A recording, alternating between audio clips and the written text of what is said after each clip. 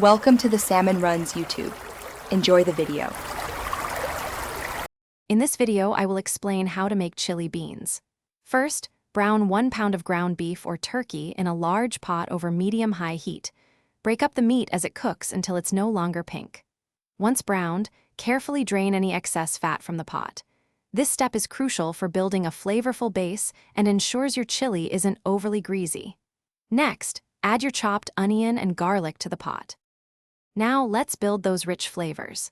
To the brown meat, add 2 tablespoons of chili powder, 1 teaspoon of ground cumin, and a half teaspoon of smoked paprika.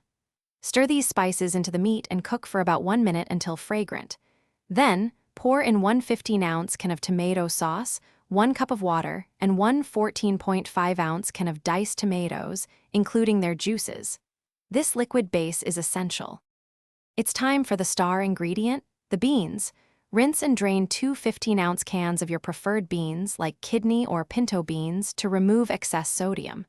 Add them to the pot with the other ingredients. Stir everything thoroughly to combine.